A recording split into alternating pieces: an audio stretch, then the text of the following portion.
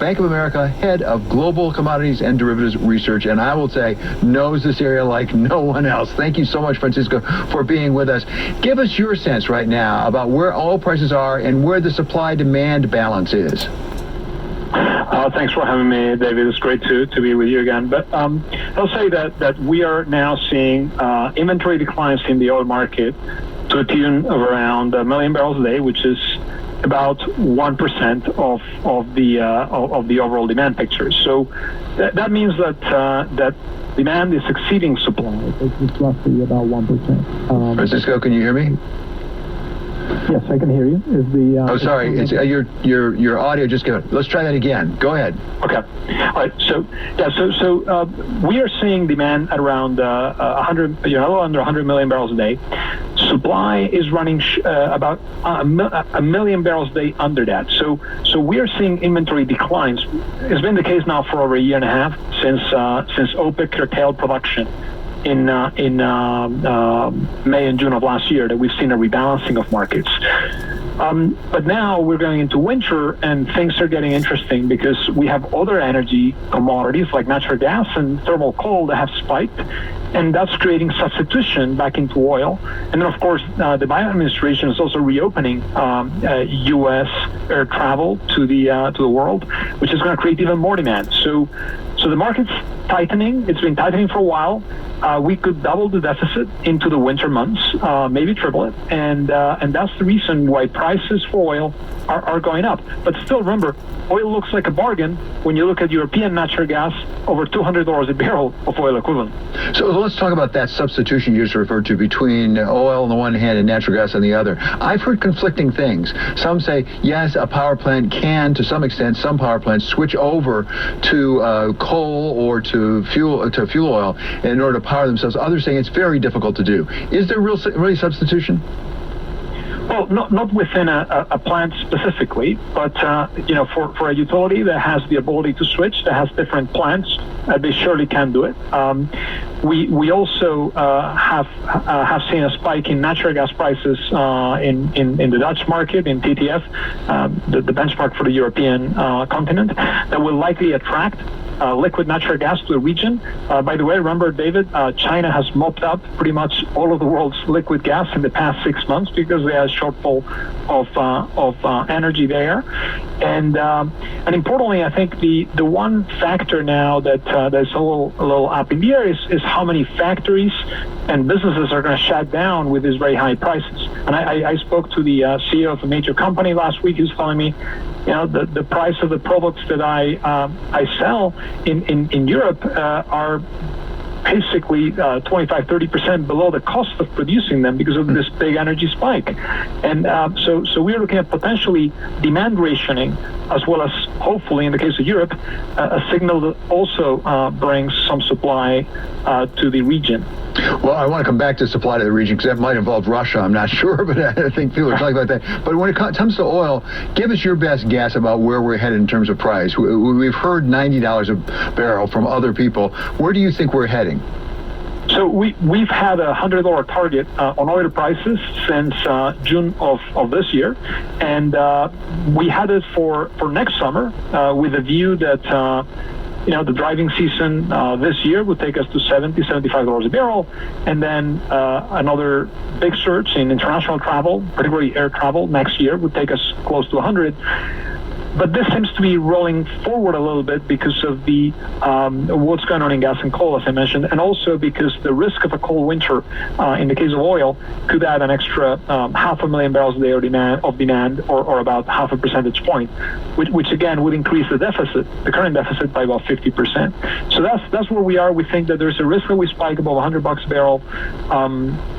And I also think that energy producers are not in a big rush to resolve the issues because, as you very well know, we have COP26, the climate summit, coming up in 3 weeks, and in the view of Russia and Saudi Arabia and others, Europe and to some extent the world is becoming a bit of a victim of its own energy policies and what they view as too fast a transition to a green economy. So they're not rushing to fix the problem, I think. So you took it to Russia. Let's talk about that with respect to natural gas, because we've had now President Putin come out and say, well, we can help you, Europe. We could open up the spigot a bit, give you more natural gas. I think he's saying provided we get Nord Stream 2 done. Is that your understanding? Well, there's two things that he's asked for.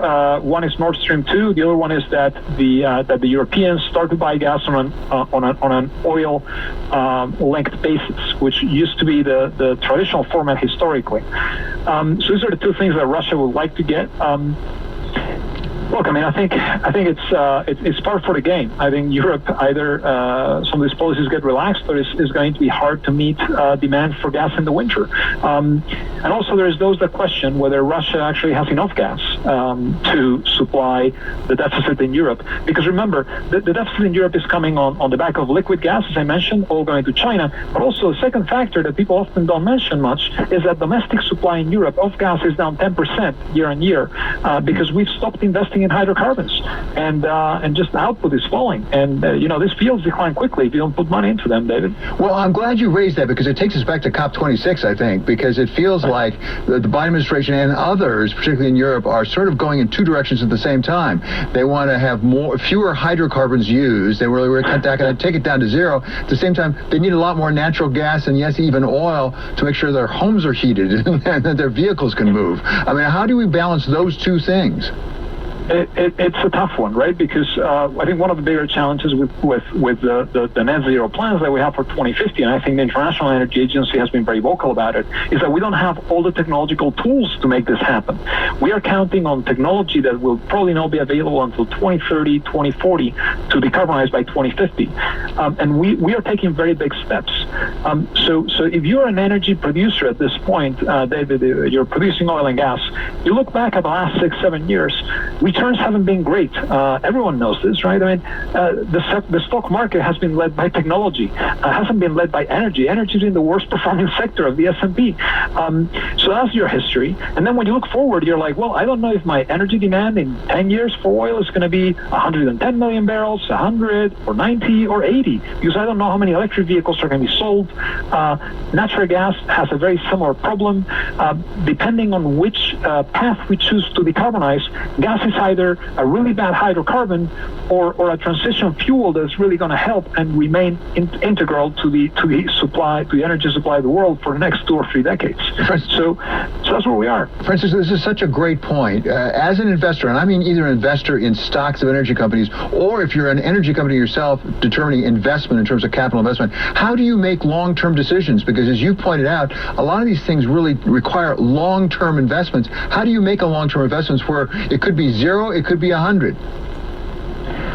I think we just need a little more clarity from COP26, and I fear, David, going in with these very high carbon prices in Europe, because remember, it's not just natural gas. The price of CO2 allowances has also spiked above $70 per ton or 60 euros per ton of CO2.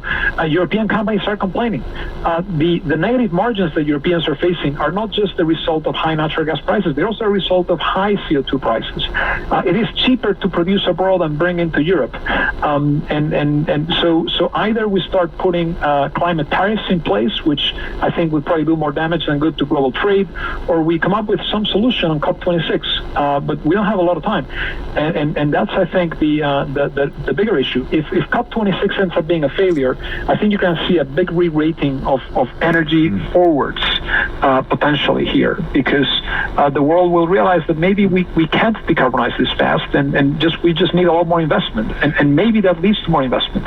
But we have a very, very tight straitjacket around the world energy economy right now, and the solutions are not easy. As you pointed out, you can't decarbonize and keep consuming oil and gas.